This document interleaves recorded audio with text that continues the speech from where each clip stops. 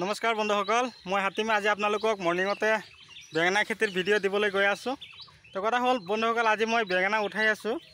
Devagiri seat hybrid জাতৰ বেঙেনা আপোনালোকে নিশ্চয় চাব পাৰিছে। ইয়াত 1 বিঘা মাটিৰ বেঙেনা খেতি কৰা হৈছে। তো কথা হ'ল কি বন্ধুসকল, এই আপোনালোকে যে বহাগ মাহত বেঙেনাখিনি উঠাব পাৰিব, তেনেহ'লে কোনটো মাহত লগোৱা হৈছিল? বেঙেনা খেতি কৰাৰ মিনিমাম ধৰক 2.5 মাহ বা 3 মাহ পিছতহে বেঙেনা লাগে গছত। দেৱগিৰি চিট হাইব্ৰিড জাতৰ বেঙেনা। তো বাংলাদেশী নহয়, কিন্তু এইটো তো আমাৰ নিজাববীয়াকৈ আমি ঘৰতে ৰাখি দিব পাৰিম। যিখিনি তাৰমানে আমাৰ বিধান আছে সেইখিনি আমি পকাইখিনি ঘৰতে আমি বীজখিনি ৰাখি, যদি সেই বীজখিনি আকৌ মাটিত পচাইখিনি যদি গজালি মেলাই যদি পুলি প্ৰস্তুত কৰি তাৰপিছত যদি লগাওঁ 2 ফুট ডিষ্টেঞ্চ ৰাখি, তো আপোনালোকে এনেকুৱা ধৰণৰ খেতি আপোনালোকে যদি কৰিব বিচাৰিছে বা কৰিম বুলি ভাবিছে, বা মই যেনেকৈ লগাইছোঁ বা আপোনালোকেও যেনেকৈ লগাব, পিছত ধৰক 3 মাহ পিছত যেতিয়া আকৌ বেঙেনা খেতিত লাগিব, তো তেতিয়া আপোনালোকে নিশ্চয় চাব পাৰিব যে খেতিত কেনেকুৱা লাভান্বিত হ'ব পাৰিব, খেতিত প্ৰচুৰ পৰিমাণে ফলন আহিব। তো কথা হ'ল কি, এই খেতি কৰাৰ আগমুহূৰ্তত এটা কথাই লক্ষ্য ৰাখিব লাগিব, এনেকুৱা ধৰণৰ খেতিত আপোনালোকে যথেষ্ট পৰিমাণে খাদ্য যোগান ধৰিব লাগিব। খাদ্য বুলি ক'লেতো আমি জানিয়ে পাওঁ যে বেঙেনা খেতিৰ কাৰণে প্ৰধান খাদ্যই হ'ল গোবৰ সাৰ। গোবৰ সাৰ আপোনালোকে যিমান পাৰে দি থাকিব। এবাৰতে নিদিব। বেঙেনা খেতিত গোবৰ সাৰ দিবৰ কাৰণে কমেও 3টা ষ্টেপ ল'ব লাগিব। ফাৰ্ষ্ট, ছেকেণ্ড, থাৰ্ড 3টা ষ্টেপত আপোনালোকে বেঙেনা খেতিত গোবৰ সাৰ দিব। আপোনালোকে গছখিনিৰ চেহেৰাত ধৰিব পাৰিছে, একদম পূৰা চিকচিকীয়া হৈ আছে। কিন্তু কথা হ'ল কি, এই গছবিলাকত পোকে বেছি আক্ৰমণ কৰে। কেৱল এইবিলাক নহয়, বেঙেনা বুলি ক'লেই তাৰমানে পোকৰ তাত খিলা লাগি যায়। পোকে তাৰ নানান ধৰণৰ ক্ষয় ক্ষতি কৰা দেখা পোৱা যায়। ফুটা কৰে, গছৰ আগখিনি এনেকৈ ফুটা কৰি দিয়ে, মৰি যায়। এনেকুৱা ধৰণৰ তাৰমানে ভুক্তভোগী হৈ আছোঁ আমি বেঙেনা খেতিৰ কাৰণে। তো বেঙেনা খেতি কৰোঁ ঠিক, কিন্তু এই পোক যদি আমি খেদিব নোৱাৰোঁ, তাৰ কাৰণে কিন্তু আমাৰ বহুত এটা ফলন নষ্ট হোৱা দেখা পোৱা যায়। তাৰ কাৰণে আপোনালোকে বেঙেনা আপোনালোকক মই দেখুৱাই আছোঁ কি জাতৰ বেঙেনা মই উঠাই আছোঁ। তো কথা হ'ল কি, এয়া মই এটা বেঙেনা ছিঙিখিনি আপোনালোকক দেখাই আছোঁ। কেনেকুৱা ধৰণৰ এয়া চাব পাৰিছে আপোনালোকে। চৰিয়া বেঙেনা বুলিও কয় আমাৰ মানুহখিনিয়ে।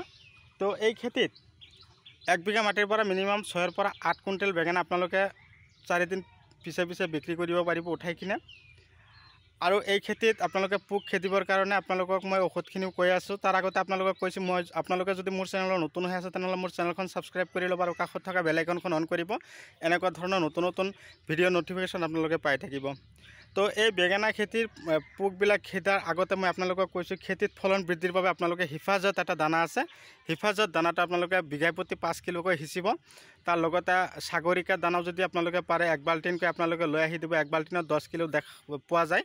এই 10 কিলোৰ দানা আপোনালোকে এদিনতে গছৰ ওপৰেদি সিঁচি দিব। দানাই গছৰ কোনো ক্ষতি নকৰে, বৰঞ্চ ই গছৰ ফলন বৃদ্ধিৰ বাবে সহায় কৰে। তাৰ লগতে আপোনালোকক কৈছোঁ, এই বেঙেনা যে আপোনালোকে কৰিলে বা কৰিম বুলি ভাবিছে বা কৰাৰ আশা আছে, তাৰ কাৰণে আপোনালোকে কি কৰিব লাগিব, আগতীয়াকৈ তাৰমানে কথা হ'ল ডিচেম্বৰ, জানুৱাৰী ইয়াৰ ভিতৰত আপোনালোকে প্ৰস্তুতি ল'ব লাগিব। আৰু কথা হ'ল কি, এই গছবিলাক কেৱল বেঙেনা যে ফুটা কৰে সেয়াও নহয়, এই গছবিলাক যে ফুটা কৰে, এয়া আপোনালোকক দেখুৱাই আছোঁ মই। এই আপোনালোকে চাব পাৰিছে গছটো, ইয়াত তাৰমানে পূৰা ফুটা কৰি দিছে। ইয়াৰ ভিতৰত পোক আছে, এয়া আপোনালোকে চাব পাৰিব।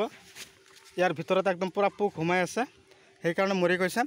এই পোকবিলাক খেদিবৰ কাৰণে আপোনালোকে মেচ গাৰ্ড মই কৈ দিছোঁ আপোনালোকক, পকেট আৰু ৰেঞ্জাৰ এই 3টা ঔষধ সংমিশ্ৰণ কৰি তাৰপিছত আপোনালোকে বেঙেনা খেতিত স্প্ৰে কৰিব। আপোনালোকে চাব পাৰিব বেঙেনা পোকবিলাক গুচি যাব বা মৰি যাব, আৰু গছৰো ধৰণ আকৃতি ভাল হ'ব। অলপ পাৱাৰ বেছি থকা ঔষধখিনি আপোনালোকে বেঙেনা খেতিত মাৰিব। লাগিলে গছবিলাক অকণমান ৰঙা হেতাৰ পৰা হওক, কোনো কথা নাই। তাৰপিছত আপোনালোকে ইমেজ নামৰ এটা ভিটামিন আছে আৰু এমিষ্টাৰ, এই এটা সপ্তাহত ইমেজ দিব আৰু এটা সপ্তাহত আপোনালোকে এমিষ্টাৰ দিব। ইয়াৰ পিছত গছৰ ধৰণ আকৃতি আগৰ নিচিনাই আকৌ নতুন ৰূপ পাব। তো কথা হ'ল কি, ইয়াত আপোনালোকক দেখুৱাই আছোঁ বেঙেনা খেতি কৰিছে ঠিক, বেঙেনাবিলাক এনেকুৱা ধৰণৰ পেলাই দিছে, পোকে বহুত ক্ষতি কৰিছে। তাৰ কাৰণে আপোনালোকক দেখুৱাই আছোঁ। এয়া চাওক, মই লৈ গৈ আছোঁ।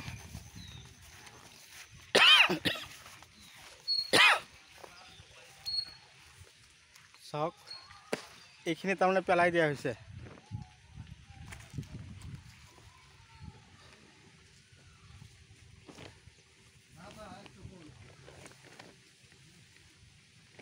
তো বন্ধুসকল মই দেৰি নকৰি মই বিদায় লৈছোঁ পৰৱৰ্তী ভিডিঅ'ত মই লগ পাম ধন্যবাদ